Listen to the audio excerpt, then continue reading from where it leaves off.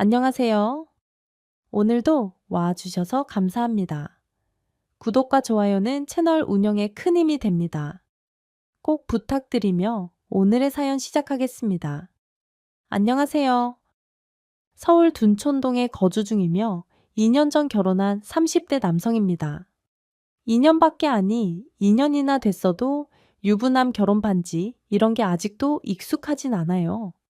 이미 30대에 접어들면서 아저씨 티가 나긴 했지만 애초에 결혼할 생각이 전혀 없었기 때문입니다.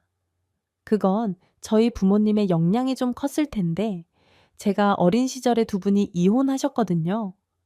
그 당시가 초등학교 4학년이었는데 정말이지 매일같이 다투셨던 것 같습니다. 어린 제가 봐도 그 싸움에는 이유가 없었어요. 말투, 눈빛, 숨소리까지도 모두 싸움의 원인이 되었죠. 그래서 저는 두 분이 이혼하셨을 때 여느 아이들처럼 충격을 받지도 않았고 울지도 않았어요. 무서운 영화를 볼 때 예고편이 가장 무서운 것처럼 부모님의 이혼도 끊임없이 예고편을 봤기 때문인 것 같습니다. 그런데 제가 직접적인 영향을 끼친 문제는 단순한 이혼이 아니라는 거였어요. 보통은 이혼하고 엄마나 아빠나 둘 중에 하나랑 같이 살고 누군가를 그리워하고 부재를 느끼고 이런 식으로 진행이 되는데 제게는 놀라운 반전이 숨어 있었습니다. 두 분 다 초고속으로 재혼을 하신 거였어요. 저는 그야말로 계륵과 같은 존재였습니다. 아니 그들의 새 출발에 방해가 되는 걸림돌, 아니면 뛰어넘어야 하는 허들 같은 존재였어요. 새 출발을 하면서 빠르게 달리되 저를 쓰러뜨리거나 건드리지 않고 지나가야 우승하는 그런 경기 같았죠. 두 분은 초반에 얼마가는 저를 맞긴 했지만 2년 정도 지나자 서로 미루기에 바빴어요. 왜냐하면 각자 아이가 생겼기 때문입니다. 행복한 결혼의 시작이나 축복 속에서 저는 전 남편 전 아내의 흔적에 불과했을 겁니다. 우습게도 두 분 다 저를 보고 넌 어쩜 잘하면서 네 아빠랑 똑같니 하고 말대꾸하는 걸 보니 지 애미를 쏙 빼닮았네 하시더군요. 제겐 두 분의 모습이 존재했지만 그 누구도 인정하지 않았던 겁니다. 저는 중학생이 되고 나서 혼자 살기 시작했어요. 각자 돈을 차출해서 저를 내보내기에 급급해진 겁니다. 고작 중학생이었지만 저더러 이미 다 컸다고. 옛날에는 장가도 갔을 나이라고 했던 두 분의 목소리는 시간이 흘러도 잊혀지지가 않았어요. 당연히 이런 제가 자라면서 결혼에 대한 가치관이 제대로 확립되었을 리가 없었습니다. 결혼이란 단어 하나로도 무력했던 어린 시절로 돌아가는 기분이 들었으니까요. 혼자 밥하고, 청소하고, 빨래하고, 공부도 해야 했습니다. 몸이 아파도 혼자 참고 견디는 법을 알았고요. 제게 일어난 그 어떤 일에도 두 분은 늘 언성을 높였기에 그 소리가 듣기 싫었던 까닭입니다. 몸이 아프면 누굴 닮아서 잔병치레하는지 사고가 나면 누굴 닮아서 덤벙거리는지 서로가 서로에게 책임을 묻던 부모님은 제게 더 이상은 어른이 아니었어요. 그렇기에 더더욱 저 스스로 알아야 해야 했습니다. 그런 시간이 쌓이고 쌓여 저는 어른이 되었고 몇 번의 짧은 연애를 했고 막상 결혼할 나이가 되어서는 연애조차 어려워졌어요. 결혼 이야기와 동시에 당장이라도 뛰어나가고 싶은 본능이 터져나왔기 때문입니다. 그런 저와 연애를 시작한 지금의 아내는 뭔가 많이 달랐어요. 좀 특이하다고 해야 할지 재미있다고 해야 할지 종잡을 수 없는 사람이었죠. 일단 아내는 굉장히 솔직했어요. 한 번은 제 부모님에 대한 이야기를 해줬는데 한참을 묵묵하게 듣더니 무심한 표정으로 말했습니다. 그럼 둘 다 닮은 거네. 서로 닮았다고 하면서 양심도 없나. 아니 그렇잖아. 자기들이 낳은 자식이니까. 당연히 닮았지. 가족욕을 하면 제 얼굴에 침 뱉는 거라는데 자식욕을 그 정도면 침을 뱉고 나서 자기 얼굴에 문지르는 것 같은데 그런가 하긴 둘 다 닮긴 했지.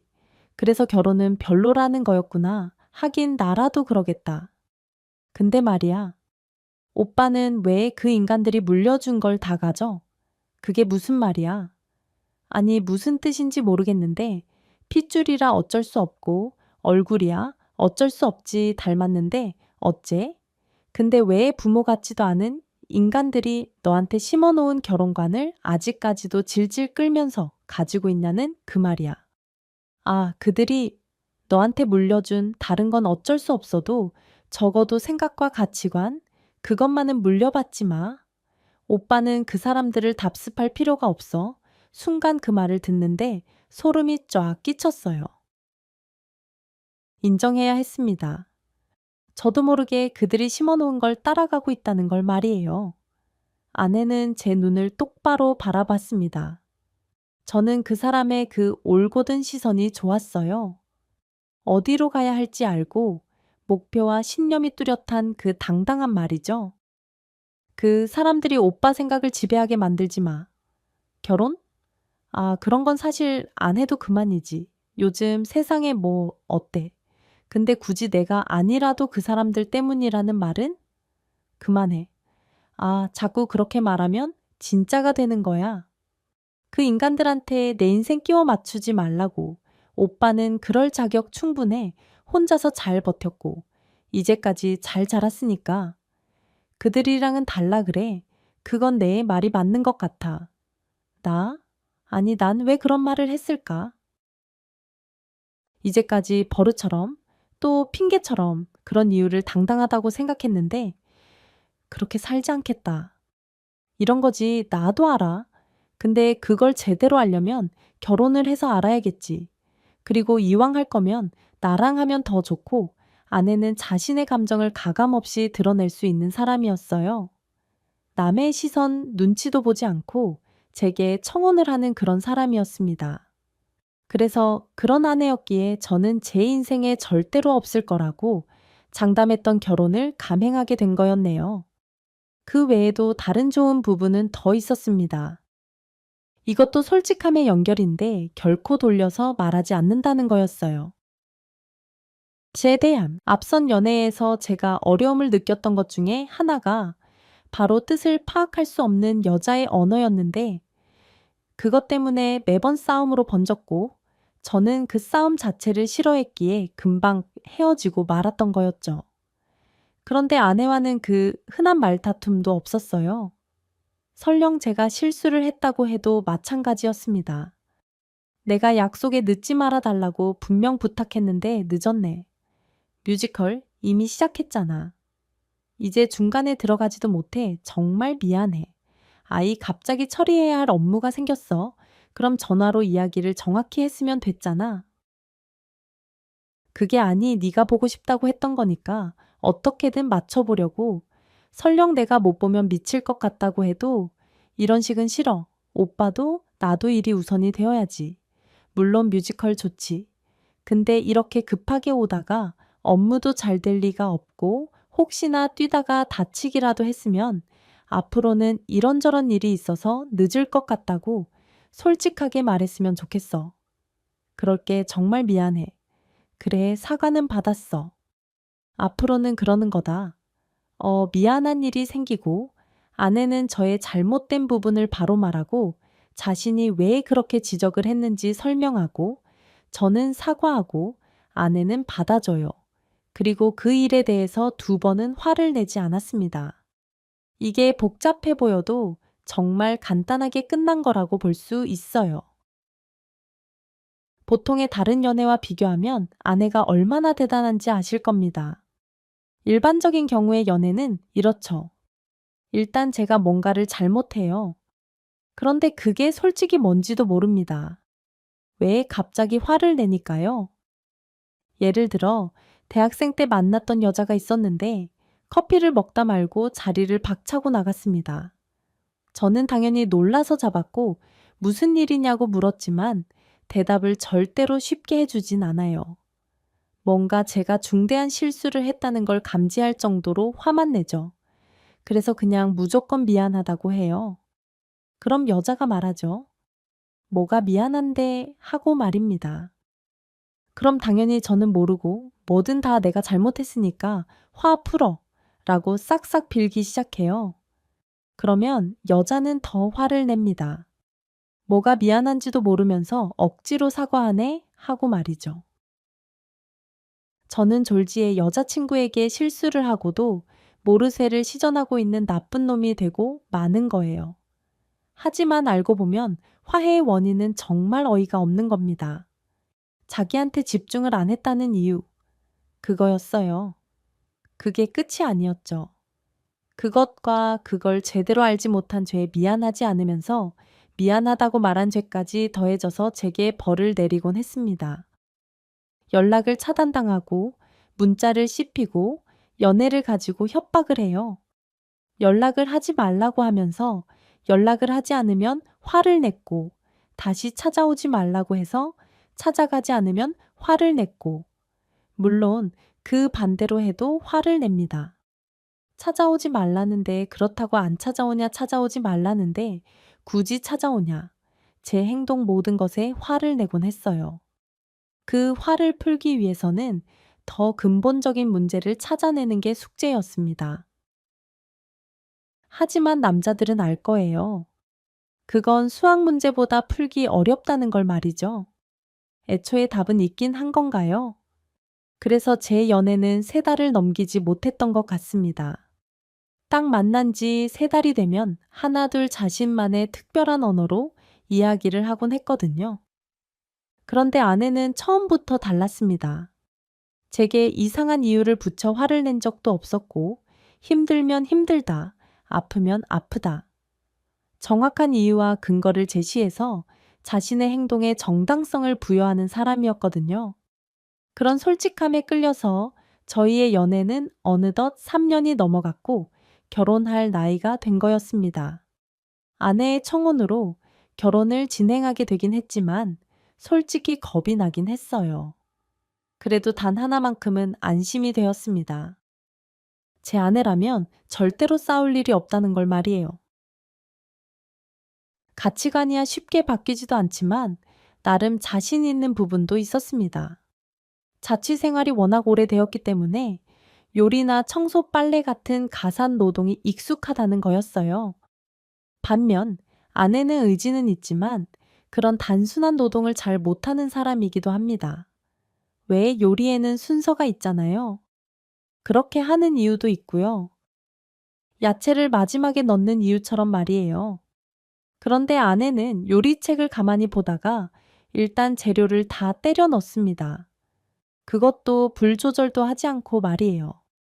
그래서 오래 끓여야 맛있는 음식을 제외하고는 조림이 되거나 불에 타거나 둘 중 하나의 결과물이 나오곤 했죠. 서로 부족한 부분을 채워줄 수 있는 결혼이 되겠구나. 그런 상상을 하며 저희의 결혼은 나쁘지 않을 거란 생각이 들었었어요. 아마도 저는 아내의 뒤를 졸졸 따라다니면서 치우고 아내는 자신이 손수하겠다는 요리를 먹고 솔직하게 평가할 겁니다. 이건 지옥에서 올라온 맛인데 하고 말이에요. 그럼 제가 다시 하는 거죠.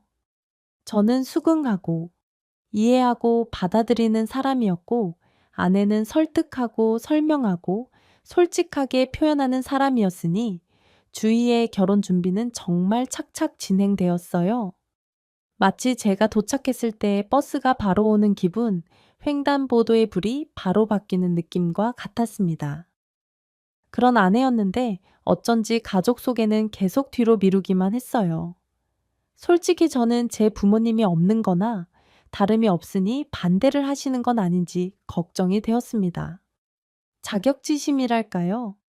그런 게 동했던 걸지도 모르겠어요. 그런데 아내는 절대 아니라고 했죠. 이유는 생각보다 단순했어요. 설명할 방법이 없어서 그래 나도 설명을 하고 싶은데 너처럼 말 잘하는 사람이 설명할 방법이 없다는 건 역시 내가 별로라고 반대하시는 거지. 이해해 나 괜찮기도 하고 아니야. 차라리 반대하시면 좋지. 근데 우리 엄마가 좀 그래? 뭐 어떤 부분이 그렇다는 거야? 반대하는 것도 아니고 또 아닌 것도 아닌 이걸 설명을 뭐라고 해야 중립이라고 해야 하면 이해할까 날 치워버리고 싶은 건 맞는데 또 막상 시집 보내기에는 아까운 나이다. 이러시더라고. 뭘 어쩌라는 건지 감성적인 분이신가 봐. 난 자기가 어머님을 닮은 줄 알았는데 우리 아빠를 닮았지. 난 그리고 오빠도 겪어보면 알 거야. 우리 집에서는 나처럼밖에 못 커. 아빠도 원래 내성적이셨대 성격이 바뀐다고. 아니, 그럼 나도 그렇게 된다는 거야. 그렇게 쉬운 일은 아닐 거야. 우리 엄마 만나봐. 그럼 알게 될 테니까. 조금 긴장한 것도 사실입니다. 아내가 제대로 설명할 수 없는 사람이 존재한다는 것조차 놀라웠거든요. 아내는 특징을 잡아내서 정말 표현을 잘해줬습니다. 마치 눈앞에서 마주한 것처럼 상상할 수 있을 정도로 말이에요. 이를테면 이전에 아내의 옆집에 살던 할머니가 한 분 계셨는데 하루 종일 들락살락 거렸었습니다. 10분에 한 번씩 문이 팡팡 닫히는 소리와 함께 말이에요. 이를 보고 아내는 개미집에 문이 안 달린 이유는 저거다라고 했지요. 개미들이 판 구멍에서 오가는 그런 모습이 상상이 되면서 한참을 웃었어요. 그리고 층간소음으로 윗집 남자와 한참 다툼이 있을 때 아내는 그 남자의 생김새를 악마의 빙의 된 것처럼 생긴 남자라고 했었습니다. 그때는 그냥 그러려니 했는데 엘리베이터에서 어떤 남자를 봤는데 눈동자가 캥하고 힘자가 좀 적어 아내의 표현력과 딱 맞은 그런 얼굴이었어요. 그때 아내의 바로 바뀌어 위층을 누르는 걸 보고 소름도 끼치긴 했지만 순간 웃음이 나와서 참느라 고생을 했죠. 그런 아내였기에 아내가 설명을 못한다는 게 신기한 건 당연했습니다. 그리고 대망의 그날 저는 쫙 빼입고 아내가 식상하다고 말한 과일 바구니와 꽃다발을 들고 예비 장모님 댁으로 갔어요. 그런데 아내의 말과는 좀 달랐고 그냥 평범한 분 같았습니다. 오느라 수고 많았어요. 차린 건 별로 없지만 먹어요. 네, 맛있게 먹겠습니다. 저는 한국에 존재하는 대부분의 사위들이 하는 맛있게 먹기를 시전했어요. 와, 장모님 음식 솜씨가 정말 좋네요. 우리 딸이 날 닮았어야 했는데 아빠를 꼭 닮아서 솜씨가 영 그래요. 아, 괜찮습니다. 제가 요리를 잘하거든요. 아이고, 그래? 아, 혼자 생활을 한지 오래됐다고 하는데 맞아요.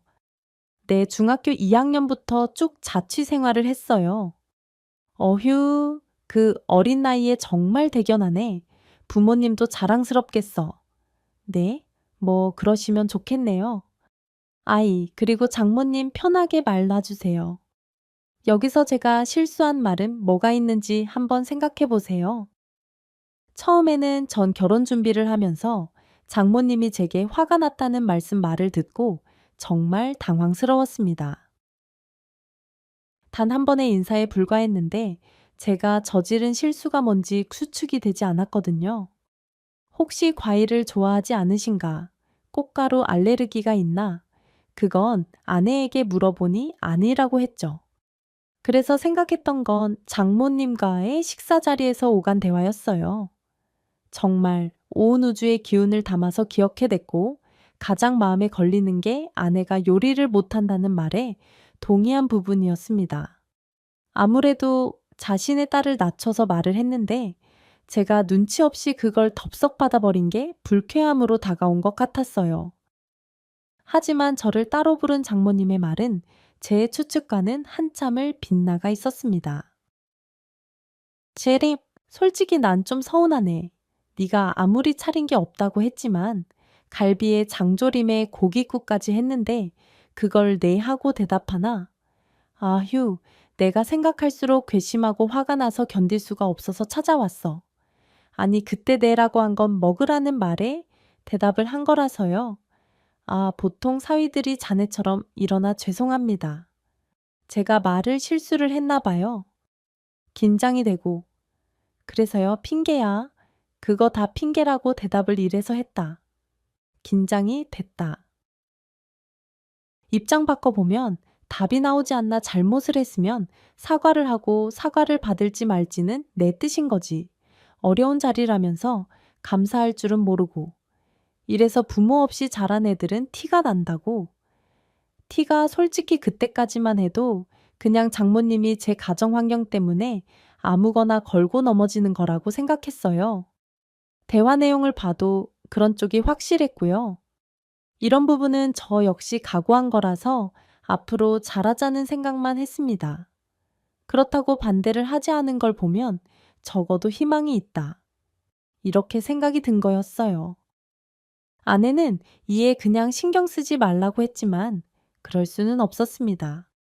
자기도 알잖아. 텀보, 나 부모 없이 자란 거. 그래서 결혼하면 난 장모님 모시고 살아도 괜찮아. 정말 그 각오로 자라고 싶어. 내 부모님처럼 그렇게 대하고 싶고. 내 입장은 그래, 뭐. 그런 포부는 언제 키운 거야? 아, 난 절대로 싫어. 절대로. 어, 아이 보통은 좋아하지 않나. 엄마랑 나랑은 안 맞아. 그리고 엄마도 나랑은 살기 싫다고 할걸. 혹시 사이가 안 좋거나.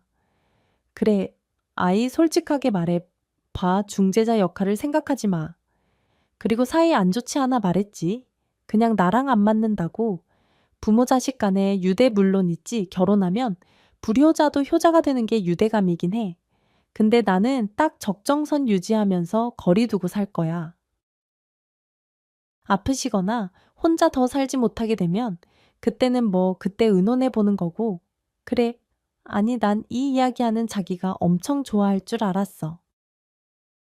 체레 마음만 좋다고 받을게 머리는 아니니까. 안 받고 엄마는 좀 뭐랄까 좀 복잡한 분이셔. 무슨 말을 하면 늘 빙빙 돌려서 하고 또 서운한 건 담아 놨다가 갑자기 뻥하고 터트리는 편이지. 그거 오빠가 다 못 맞춰 그래도 최선을 다해보는 거지 잘해드리고 싶어. 착한 며느리 병만 있는 줄 알았더니 사위 병도 있나 보네. 나중에 후회하지 말고 내 말 듣는 게 좋을 텐데. 일단은 내가 조건이 좀 그러니까 아이 그리고 진심이야. 그럼 해본다니까 말리진 않을게. 내가 한 가지 팁이 있는데 엄마가 한 말 반대를 생각해봐. 그럼 얼추 답이 맞긴 하더라. 그러니까 장모님이 아니 반어법을 쓰신다는 건가? 그치 차린 게 없다 하면 아니다. 너무 많다 이렇게 대답하는 거지. 와 진짜 좋은 아이디어다 고마워. 너무 애쓰지는 말고 그때 아내의 경고를 들었어야 했는지 모르겠네요. 후회라고 할 건 없지만 제 노력이 엇나갔다는 건 확실했습니다. 결혼식을 진행하면서 저는 장모님께 크고 작은 실수를 계속했기 때문이었어요. 가장 먼저 신부 화장에 관한 부분을 의논하던 와중에 메이크업숍에서 장모님도 함께 머리와 화장을 하자고 했습니다. 헌데 장모님은 정확히 비싸서 안가 다 늙어서 피부 처졌는데 여기서 화장을 하나 저기서 하나 똑같아 라고 말씀을 하셨어요. 그래서 저는 일단 거부인가 아니면 더 비싼 곳으로 해달라는 건가 하다가 결국 안가의 반대인 간다가 정답인 걸 알아차렸습니다. 아내가 알려준 팁은 꽤 유용했고 이제 칭찬받을 일만 남았다고 그렇게 생각했어요. 하지만 땡 정답이 아니었습니다. 이건 뭐랄까 응용 문제였어요. 언어 영역에 보면 그런 거 있잖아요. 작자의 의도를 파악하는 문제에 숨겨진 해석 같은 문제 말이죠. 거기서 중요한 밑줄이 그어질 부분은 피부가 처졌는데였습니다. 그 말을 장모님의 언어로 풀이하자면 피부과에 가고 싶다. 로 해석을 해야 하는 거였어요. 분명 아내의 공식으로도 도출해낼 수 없는 부분이었죠. 갑작스러운 고난이도 문제는 제 머리를 혼란스럽게 만들기 충분했습니다. 심지어 장모님은 제게 제대로 말을 했는데 무시했다고 우시기까지 했거든요. 이렇게 설명을 들었지만 제가 정말 바보인 건지 뭐가 잘못됐는지 솔직히 알 수가 없었습니다. 무엇보다 제가 좀 단순한 편이기도 하고 이전에 얼마 없는 연애 경험과 아내에게 익숙해진 부분들로 인해서 알아차리는 건 너무 힘들었어요. 하지만 속으로 다짐했죠. 앞으로 비슷한 문제는 절대로 틀리지 않겠다고 말이에요. 그리고 얼마 가지 않아 비슷한 문제가 나왔습니다. 한복을 대여하러 갔던 장모님이 내가 언제 이렇게 살이 불었지 한복 태도 안 나고 라고 말하셨어요. 그래서 이때다 싶었습니다. 저는 바로 다이어트 한약을 샀어요. 그리고 욕만 바가지를 얻어먹었습니다. 살찐 장모가 부끄러워서 그러냐고 말이에요. 정말 미칠 것 같아서 혼자 머리카락을 몇 번은 뜯었습니다. 일을 보다 못한 아내가 풀이에 나섰어요. 그니까 우리 엄마가 피부가 처져서 메이크업 비싸게 안 받겠다. 그 말이 피부과 시술을 좀 끊어달라는 말이라서 응용을 했다. 아이 살이 불어서 한복태가 안 난다고 하셨잖아. 그러니까 다이어트 한약 얼추 비슷하게 하긴 했는데 이번에는 아니야? 피부는 피부과 살은 다이어트. 아니야. 한약도 엄청 비싼 건데 상황을 먼저 봐야지 엄마가 원한 건 아마도 한복을 새로 하는 거지. 아, 그거야? 그거였구나. 맞네. 와. 아, 그게 그렇게 해석이 된다고 네가 말했지 애쓰지 말라고. 엄마랑 얘기하면 여자인 나도 아직도 해석이 안 되는 게 상당해. 근데 하물며 오빠가 그걸 알아보겠다고 그냥 포기하지. 솔직히 오빠는 보통 여자들 말도 제대로 이해 못 하잖아. 우리 엄마는 그것보다 더 고차원이야. 애초에 돌려서 말하는 걸 미덕이라고 생각하시는 분이라고. 그니까 나랑 똑같이 솔직한 성격인데 그걸 바로 말하면 예의가 아니라고 생각하셔. 그래서 반어법 돌려 말하기, 꼬아서 말하기 꼬고 또 꼬아서 말하기 한숨 쉬기 전법을 구사하시지. 아이, 근데 어쩌다가 그렇게 이야기를 하시게 된 거야? 나도 추측만 해. 엄마 본인도 잘 모르는 것 같고 아내의 추측은 다음과 같습니다. 이혼 전의 아내는 아버지께 원래 어머니가 굉장히 솔직한 사람이었다라는 충격적인 이야기를 해줬다고 하네요. 헌데 시대가 저희와는 달랐던 거죠. 오늘날의 솔직함은 너무나 분명하게 장점이지만 그때의 여성성과는 거리가 있었던 거예요. 대부분의 어른들은 솔직한 의견에도 주제넘게 대꾸한다. 싸가지가 없다. 노르장머리가 없다. 예의가 없다. 얌전하지 못하다 못 배워 먹었다. 라는 평가를 받게 된 거였습니다. 특히나 장모님의 시어머니는 버릇을 고치겠다면서 매일처럼 말버릇을 교육을 시켰다고 해요. 여자의 말진실을 드러내지 않고 표현하는 방법을 강제로 가르친 거죠. 물론 그렇게 장모님은 노력했지만 아들을 낳지 못하는 이유로 결국 장인어른과 장모님을 갈아 놓으셨다고 하네요. 그걸 듣는 제 마음도 편하진 않았습니다. 그렇게밖에 할 수 없었기에 습관이 된 건 아닐까? 장모님은 이혼의 이유가 자신의 말버릇 때문이라고 생각하시는 건 아닐까 하는 생각이 들었거든요. 아마 추측이 맞을 거야. 오빠도 알잖아. 우리 엄마 빙빙 돌려서 말하다가 어느 순간 안 통하면 바로 성격 나와. 맞아. 정말 직설적으로 딱딱 잘못했지 하는 거 보면 진짜 당신이랑 닮긴 했어. 아니, 물론 당신이 좀 더 순한 맛이긴 한데 충돌하고 있는 거야.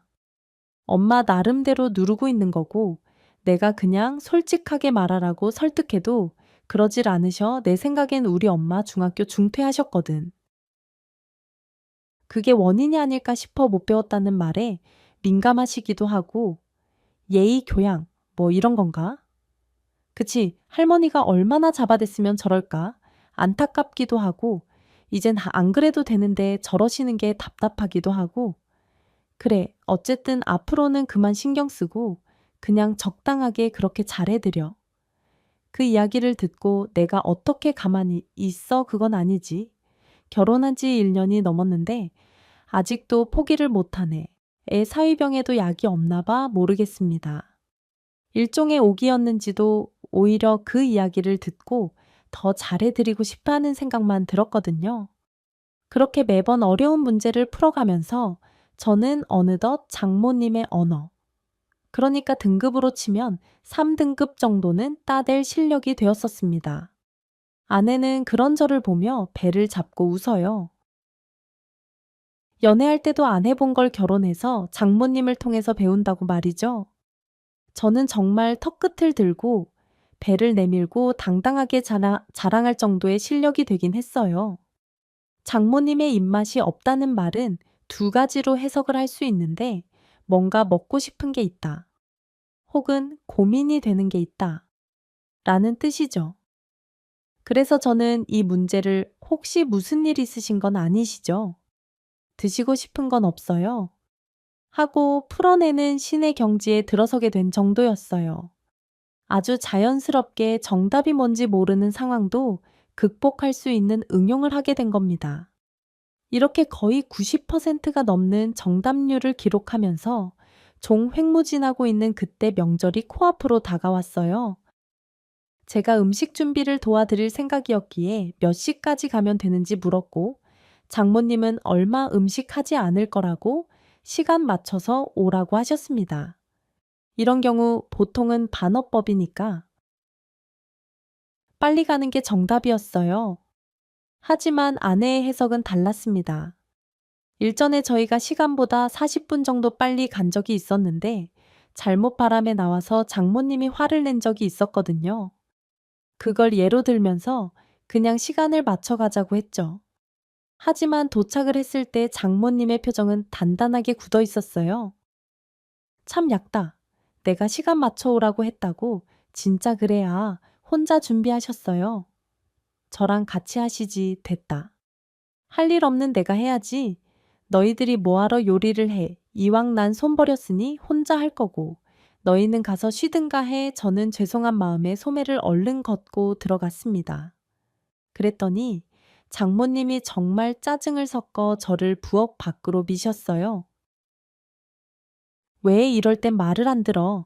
다른 건 다 들으면서 희한하게 들어달라고 하면 이렇게 반대로? 아유, 지친다. 그때 제 아내의 표정은 장모님 못지않게 굳어 있었죠. 그래서 저는 눈짓으로 하지 말라고 부탁을 했고, 고개로 얼른 들어가라고 표시를 했어요. 하지만 아내는 입술을 악물더니 턱에 주름을 잡았습니다. 그 특유의 표정은 아내가 폭발하기 직전이라는 걸 의미했고요. 아주 날 잡아먹겠다. 그게 엄마한테 할 표정이야. 좋은 날 와서 기분 좀 좋게. 그러면 덧낮 다 늙은 애미는 시집살이하고 쫓겨나서 너 키우고 이 나이 먹도록 매번 혼자 요리하고 빨래하고 이게 다 아들 못 가지고 못 배운 년 팔자려니 하는 거지, 엄마. 그만 좀 해. 대체 내가 뭘 그렇게 잘못을 했니? 자기야, 장모님 좋은 날. 왜 그러세요? 그만 화 푸시고. 이 사람이 엄마 감정 쓰레기통인 줄 알아. 감정? 뭐 쓰레기통. 그래 감정 쓰레기통 우울하고 짜증나고 그냥 화나면 다 풀어버리는 그런 존재인 줄 아냐고. 이 사람 물론 눈치 없고 바보 같고 단순한 거 맞는데 엄마한테 누구보다 잘하려고 노력했어. 알아 얘가 누가 보면 내가 뭐라도 한 줄 했지 매번 엄마 눈치 살피고 엄마 말하는 거 하나하나 신경 쓰고 소도 아니고 그걸 곱씹고 또 되새김질하고 이런 사위한테 엄마는 이랬다 저랬다. 대체 왜 그러는 건데 뭐가 대체 불만이야. 아, 저번엔 빨리 왔다고 난리를 쳐서 내가 이 시간에 오자고 했어. 이 사람은 그래도 몇 시간이라도 빨리 가는 게 좋다고 했는데 내가 아니라고 설득했다고. 근데 엄마는 엄마가 맞아. 딸인 나도 엄마가 말하는 거 해석을 못하겠어. 왜 그날 감정 기분에 따라서 답이 바뀌는 건데? 아이고, 네가 날 그렇게나 생각해주는 사위한테 못할 짓을 했네. 내가 말투 그렇게 꼬지 말라고 했지 부탁했지 엄마. 자기야 제발 그만해. 자네. 그렇게 기분이 나빴어. 매번 내 눈치 보고 그랬어. 그럼 말을 하지 그랬어. 나만 이게 무슨 꼴이야? 참나. 죄송합니다. 그게 아니고요. 사과하지 마. 내가 말했지? 오빠는 사과할 것만 제대로 해. 이거 오빠 잘못 아니고 다 엄마 잘못이야? 엄마. 그런 식으로 말하는 거 안 고치면 주변에 남는 사람 하나도 없어 알아. 아주 저주를 해라. 그래, 나 다 필요 없어 나가 아내가 그렇게 화를 내는 걸 본 적이 없었습니다. 제게 아무리 화가 나도 목소리는 늘 낮았거든요. 그런데 그런 아내가 언성을 높이고 이마에 핏대가 올라올 정도로 소리를 질렀습니다. 저희 두 부부가 등을 떠밀려 현관 밖으로 나가자 문 뒤에서 장모님이 통곡하는 소리가 들렸어요. 아내는 거기에 콧방귀를 끼면서 성큼성큼 걸어 나갔죠. 잘해보려고 해뒀는데 뭔가 저 때문에 이런 일이 일어난 것 같다라는 생각이 들었네요. 그렇잖아요. 아내가 만류를 했음에도 친해져 보겠다고 착한 사이가 되고 싶어서 안달한 제가 장모님 곁을 맴돌았고 아내는 눈치 보고 고민하는 저를 보면서 불만이 하나둘 쌓여갔던 겁니다. 그 원인을 제공한 건 명백히 제 잘못이었어요. 아내는 그날 이후로 연락을 아예 끊어버렸습니다. 아내의 말로는 솔직한 표현을 할 때까지 연락하지 말라고 자기가 말을 했다고 하더군요. 원래 성격이 아니라면 다시 돌리는 것도 어렵지 않을 거라고 판단했답니다. 반면에 저는 그냥 장모님께 죄송하다고 말했어요. 저까지 아내와 함께 할 필요는 없으니까 말입니다. 아내와 냉정 중일 때 혹시나 혼자 많이 외로우실까봐 전화도 더 자주 하고 있어요. 그렇게 지금으로부터 3개월 전 저는 바로 전날 장모님께 전화 한 통을 받았습니다. 뜬금없이 제게 찜닭 조리 비법을 물으셨어요. 갑자기요? 아이, 그거? 근데 건강하게 만드는 건 아니라서요. 뭐 안 좋은 걸로 만들었어? 사람 못 먹는 걸로? 아, 아니요.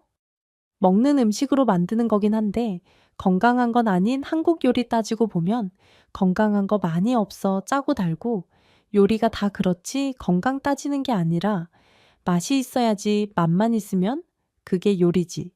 그니까 재료가 뭔지 말해줘. 그거 콜라로 만든 건데요. 콜라 찜달기요. 그래? 근데 콜라 맛이 안 나던데 졸이면서 탄산은 다 날아가고 달달한 부분만 남아요. 그리고 색깔도 예쁘게 나오고요. 자취하면 그 요리는 기본이거든요. 쉽고 간단하고 요리도 금방 해요. 콜라는 코카콜라 쓰시고요. 콜라로 찜닭을 다 하고 그거 참 신기하네. 알았어. 이만 들어가게 저는 전화를 끊으면서 회심의 미소를 지었습니다. 장모님이 그걸 먹고 싶다고 둘러 말했다는 걸 알았거든요. 그래서 다음날 아침에 재료를 사들고 장모님 댁으로 갔습니다. 배를 누르고 기다리는데 문이 열리니 점잖아 보이는 노신사분이 나오셨어요. 저는 순간 잘못 눌렀다라는 생각에 폴더폰처럼 허리를 숙이고 죄송합니다. 하고 사과한 뒤 현관 호수를 확인했습니다. 당연히 제가 잘못 온 거라고 생각했거든요. 그런데 열린 문이 호수를 확인하기도 전에 뒤이어 장모님이 나오셨고 저와 눈이 마주쳤죠. 장모님은 입술이 실룩거리면서 어색하게 저를 소개해 줬고 저는 너무 놀라서 눈만 크게 뜨고 있었어요. 그 남자분은 제가 사위라는 걸 알게 되자 정중하게 인사를 하셨습니다. 현재 장모님과 진지하게 만나고 있다는 말과 함께 말이에요. 장모님이 그때 어색하게 웃으면서 잠깐 들어오라고 하셨습니다. 그 말도 무슨 뜻인지 알 수 있었어요. 저는 장모님 언어 3등급이니까 말이에요. 여기서 들어와라는 반어법으로 해석되고 잠깐이란 단어가 들어갔기에 전체 해석을 해보면 당장 눈치껏 빠져라, 바쁘다는 핑계로 나가라 라는 뜻이었어요. 하지만 전 들어갔습니다. 호기심 때문에 어쩔 수가 없었어요. 자네 바쁘지 않은가? 원래 일하는 시간일 텐데 해석하면 당장 눈치 없이 굴지 말고 꺼져라는 말이었죠. 네, 그런데 연차를 사용하고 이렇게 찾아왔어요. 연차. 아, 그래? 아, 그래도 모처럼 쉬는데 굳이 여기를 해석을 하면 말귀 못 알아 처먹었냐. 얼른 꺼져라. 라는 뜻이었어요. 저 할 일 없고 잠도 없고 오늘 시간 많습니다. 식탁에는 미역국과 제가 가르쳐준 콜라 찜닭이 놓여 있었습니다. 그리고 중앙에는 케이크가 있었는데 초가 딱 하나가 있었어요. 저는 그 초의 정체가 1주년을 말하는 걸 듣게 되었습니다. 장모님이 자꾸만 눈치를 주셨지만 원래 제가 눈치가 없어서인지 따로 노력하지 않아도 눈치 없이 끼어 있는 게 소질이 상당한 편이에요. 그래서 그 노신사분이 집으로 돌아갈 때까지도 버텼습니다. 현관문이 딱 하고 닫히는 소리가 들리자마자 저는 우다다 쏟아질 줄 알고 대기를 하고 있었어요.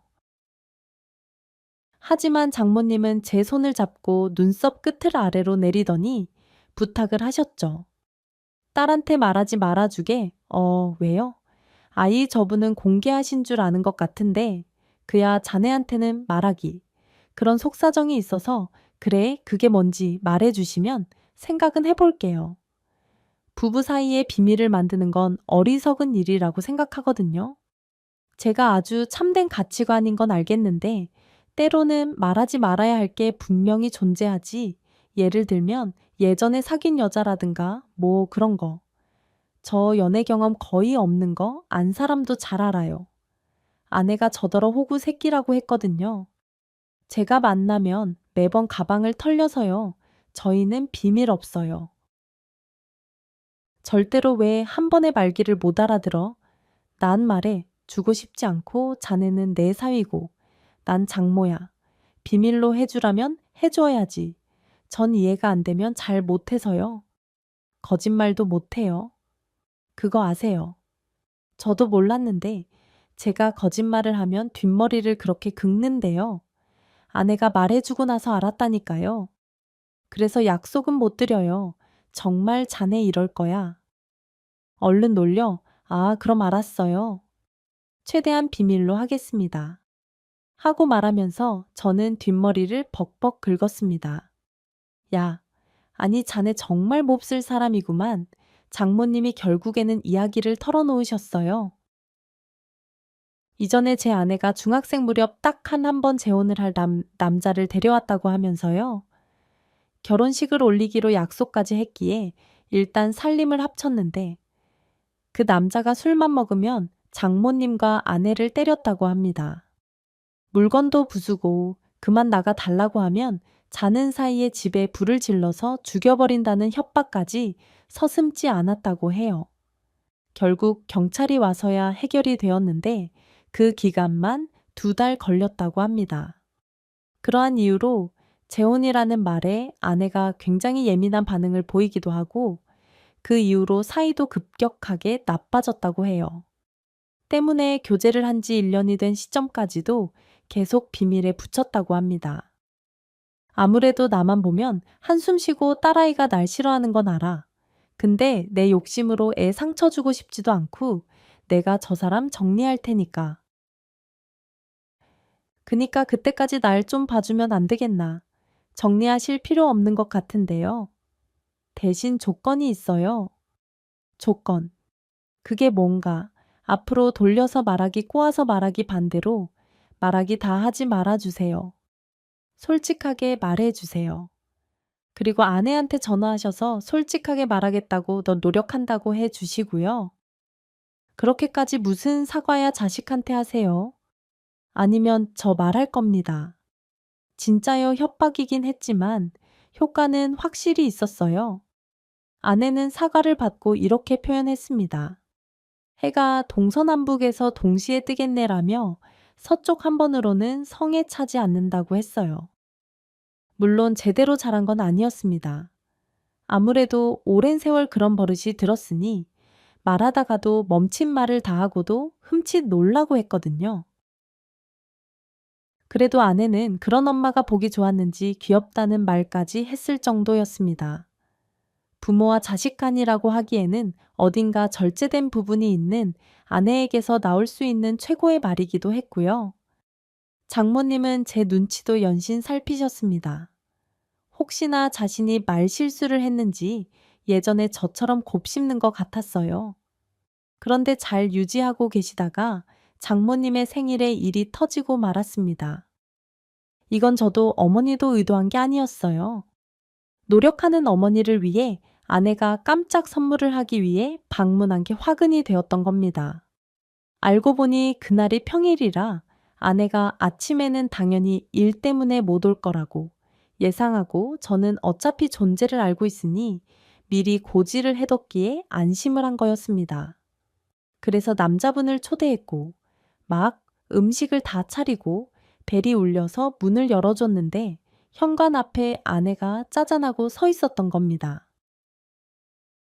저도 아내가 깜짝 파티를 한다는 문자를 보냈을 때 뒤늦게 반차를 내고 급하게 갔는데 상황은 이미 벌어져 있었어요. 그때 현관 문 앞에 그 남자분이 서 계셨고 아내는 화를 내며 소리를 질러대고 있었습니다. 그리고 장모님은 너무 놀랐는지 그 자리에서 굳어 계셨어요. 전체적인 상황이 그랬습니다. 들어오려고 하는 아내를 장모님은 다급하게 막았고 그런 다급한 상황이다. 보니 돌려 말하기 꼬아 말하기가 다 나온 거였어요. 그래서 한참 아내와 다툼이 시작되었는데 그 노신사가 나타난 겁니다. 누구냐고 추궁하는 아내에게 장모님이 둘러댄다는 건 최악이었죠. 나 좋다고 따라다닌 영감인데 다 늙어서 주책이고 상스럽다 정말 안 왔으면 좋겠다. 라고 말했던 거였어요. 당연히 그분은 충격을 받은 상태로 문 앞에 서 계시다가 돌아가셨고 그분이 사라지자 장모님은 얼음땡 놀이에서 풀린 것처럼 이내 울기 시작한 겁니다. 아내는 그런 엄마에게 질렸다면서 소리를 지르고 나갔어요. 자네 일부러 이랬지? 일부러 정말 아니거든요. 괜히 저 잡고 그러지 마세요. 저도 아까 문자 받고 바로 온 거예요. 아내는 장모님이 노력하는 것 같다고 몰래 그런 것 같은데 둘이 짰지 짠 거야. 맞지 진짜 해도 너무하세요. 장모님 딸이잖아요. 딸을 몰라요. 아내가 알았으면 전화로 이미 물어봤어요. 그 남자분이랑 직접 만나겠다고 전화번호 달라고 할 사람이라고요? 아니에요. 어떻게, 어쩌면 일에 남 탓하지 마세요. 이야기 들어보면 장모님이 잘못하셨잖아요. 다 알아들었을 거야. 괜찮아, 장모님. 장모님은 그런 식으로 넘어가려는 게 가장 문제예요. 사람은 말로 하지 않으면 몰라요. 그런데 왜 그걸 그렇게 써요? 저 부모님이 저 버리고 결혼 안 한다고 했을 때 아내가 뭐라고 절 설득했는지 알아요. 그 인간들이 저한테 영향 주는 걸 받지 말라고, 유전자나 얼굴은 어쩔 수 없어도 그 인간들의 기억도 받지 말라고요. 저는 고개만 가만히 숙인 장모님에게 힘을 주어 이어 말했습니다. 장모님 시집살이 한 이야기 들었어요. 원래는 솔직하신 분이었다는 것도 그 사람들이 뭐라고 했든 그거 받지 마세요. 장모님 인생에 어떤 영향도 끼치지 못하도록 그냥 두세요.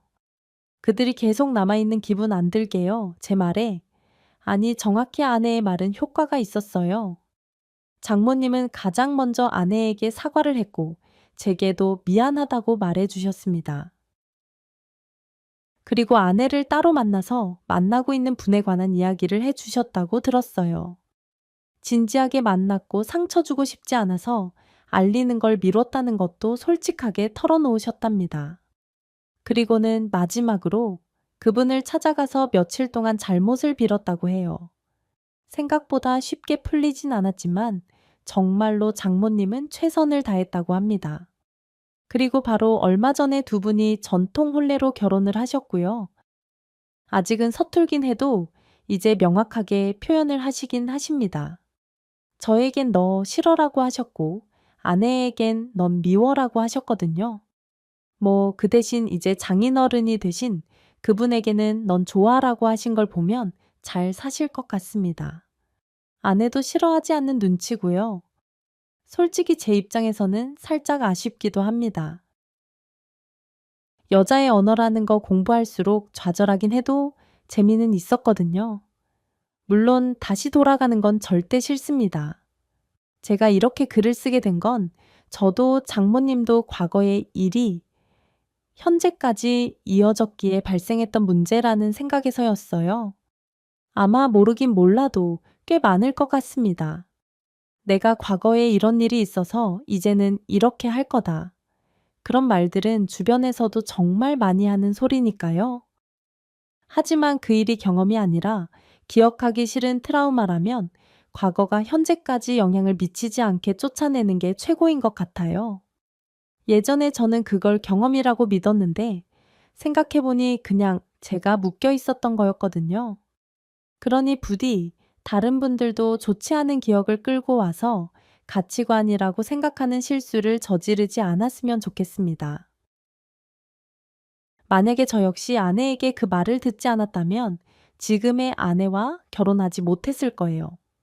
한 번쯤은 과거의 불필요한 인연으로 인해 정작 소중한 걸 놓치고 있진 않았는지 생각해보는 시간을 가져보시길 바랍니다. 저희 부부는 계속 행복하게 살 거고 장인 장모님도 행복하셨으면 좋겠네요. 감사합니다.